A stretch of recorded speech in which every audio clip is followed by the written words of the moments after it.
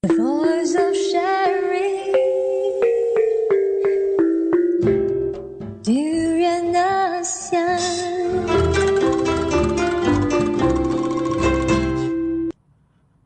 Hi, yo, it's Gowri today on a Friday morning. It's Friday and it's also a very rainy day today. And Arlene's not with me today. She's at the ASEAN Youth Summit and she'll be joining us again next week. So I'll be with you presenting the ASEAN top news for today. So since it's a Friday, if you have any plans, you can let us know on our Twitter page. Just hashtag DurianASEANABC and I'll be retweeting some later. Now, don't forget to like us on Facebook, of course. Follow us on Twitter. And if you don't have your computer with you, just download our TuneIn app and look for Durian ASEAN. So moving on to our news for today, we have The Star Online reporting quality education for all. The Education Ministry will strive to ensure that all Malaysian children have the opportunity to attend school and access to quality education. Deputy Education Minister P. Kamalanathan said that he was pleased with the information Prime Minister Datuk Seri Najib Tun Razak had presented from the Government Transformation Program and Economic Transformation Program reports. The ministry is constantly looking for opportunities and ways to improve teaching and learning in schools, as well as how to improve enrollment at both school and preschool levels. He said after launching the Teachers' Day Festival at Putra World Trade Center yesterday, the government has placed large importance on education. We realized that one of the most effective mechanisms to develop the country is through education. Kamalanathan also said that by having good facilities, quality curriculum, and excellent teachers, Malaysian students could become successful individuals. Moving on to the next news, which happened in Seremban, nuns were beaten outside the church. A nun is fighting for her life, while another is seriously injured after they were beaten up by attackers believed to be snatch thieves. The elderly woman from the Holy Infant Jesus Convent were outside the Church of Visitation at about 6 a.m. yesterday for morning mass when they were attacked. Sister Juliana Lim, in her late 60s, slipped into a coma while Sister Marie Rose, alias Teresa Teng, 79 years old, who was also badly injured, has regained consciousness. Doctors at the Tunku Jaffa Hospital said they were keeping a close watch on the nuns. Sister Juliana is on a respirator and her condition is critical. We are praying for her speedy recovery, said Father Gregory Chan from the Church of Visitation. Some church members were trying to talk to Rose at her hospital bed, but she was too traumatized to speak. And according to these church members, several snatch thefts had happened near in the recent months. And in one incident, an elderly woman was even pushed into a drain, beaten up, and then robbed in Seremban. So I'm really hoping that the authorities will organize more patrols, increase the security measures in that area, particularly in the morning, to prevent such recurrence.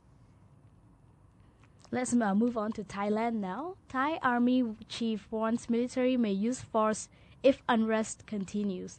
Thailand's Army Chief warned Thursday that military may use force if political violence escalates in a 6-month crisis, which has left 28 people dead and hundreds wounded. I want to warn every group, especially those who use violence and war weapons against innocent civilians, to stop now, because if the violence continues, the military may be needed to come out to restore peace and order, General Prayut Chan-o-cha said in a rare official statement. His comments came after 3 people died and more than 20 others were wounded early Thursday in a gun and a grenade attack on an anti-government protest camp in Bangkok's historic heart.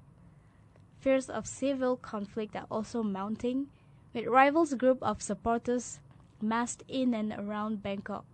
Thailand's military has staged 18 successful or attempted coups since 1932, and supporters of the battered government say they fear it may act again as the political turmoil rumbles on.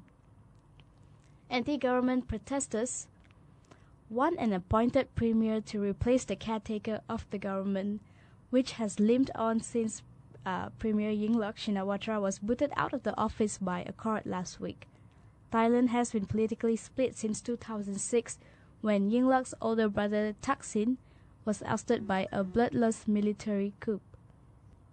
Thailand has been having some elections problems since November last year, actually, and like we know, Yingluck Shinawatra was recently ousted. She's no longer the premier of Thailand, and they've been having a major unrest, demonstrators from both sides of the party, and I hope they get things sorted out quickly because people are getting wounded every day and the numbers are increasing. One Chinese worker killed and 100 injured in a Vietnam riot, also reported by the Star Online.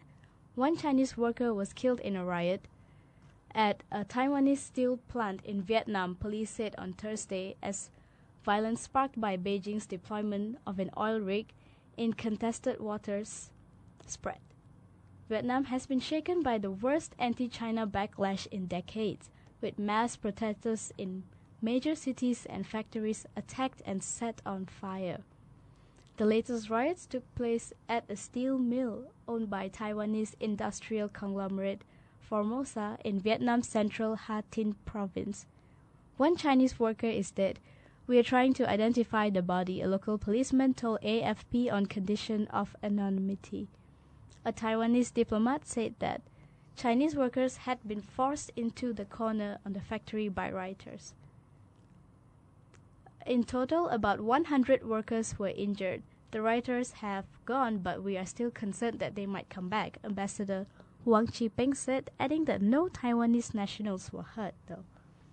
China and Vietnam are embroiled in long-standing territorial disputes in the South China Sea over the Paracel and Spratly Islands, which both claim. There have been repeated skirmishes near the controversial oil drilling rig in recent days involving vessels from the two countries, with collisions and the use of water cannon. Let's move on to South Korea now, where 4 crew of the South Korean ferry indicted of manslaughter charges.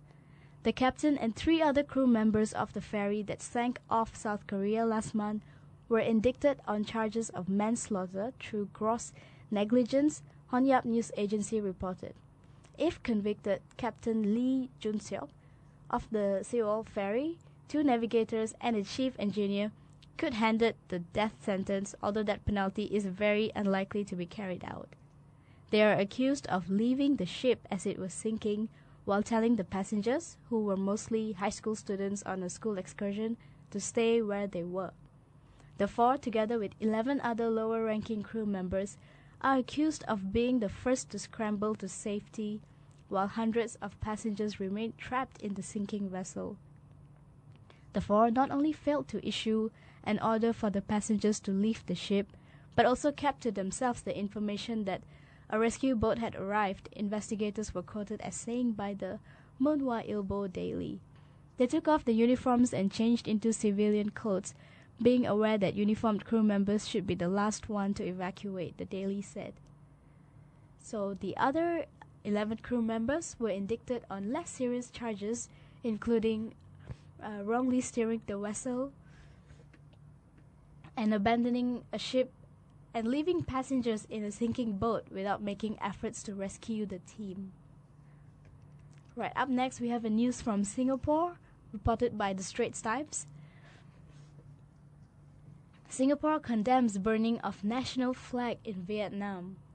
The burning of a Singapore national flag by Vietnamese protesters, who apparently mistook it for the flag of China, has drawn a sharp rebuke from the Singapore Ministry of Foreign Affairs, MFA, that called for the offensive action. Factories in 2 Singapore-run industrial parks, the Vietnam Singapore Industrial Park (VSIP), in Vietnam's southeastern Binh Duong province, were on Tuesday torched, looted by anti-China protesters. The violent mob was angry with China for deploying an oil drilling rig in disputed waters near the Paracels, a chain of islands claimed by both Vietnam and China in the South China Sea. In a statement issued on Thursday, the MFA said that it has verified that the Singapore flag was in turn burned by demonstrators in the VSIP-1 on Tuesday. Moving on to Quartz, a news. The headline reads, Taiwan and Singapore are paying the price for China's provocative maritime move. Some 19,000 workers in Vietnam rioted yesterday, burning down and damaging as many as 15 factories in an outburst of rage over China's decision to deploy an oil rig near a disputed chain of islands. Regardless of the trigger, the aggression was ultimately misplaced. Most of the torch facilities were owned by companies based not in China but in Singapore, Taiwan, and South Korea. In Vietnam, mass demonstrations were almost never allowed by the government, but Hanoi was so incensed by Beijing's provocation in the South China Sea that it authorized anti-China protests in cities across the country. But those officially sanctioned protests then spun out of control, giving rise to violent ransacking of factories in southern Binh Duong province. Following the riots in Vietnam, Taiwanese, Japanese, and South Korean businesses shut their plants in the country and hung Vietnamese flags outside their business in a bid to deter looters, according to state-run news site VNE Express. The unrest threatens the country's hard-won success in establishing itself as a low-cost manufacturing center for foreign-owned firms. Even before the China incident raised tensions, violent labor disputes have periodically broken out at Vietnamese factories. And moving on to Ukraine, which is of course not in ASEAN, but a very important issue that's happening right now in Europe. Ukraine's civil wars mount as volunteers unit take up arms.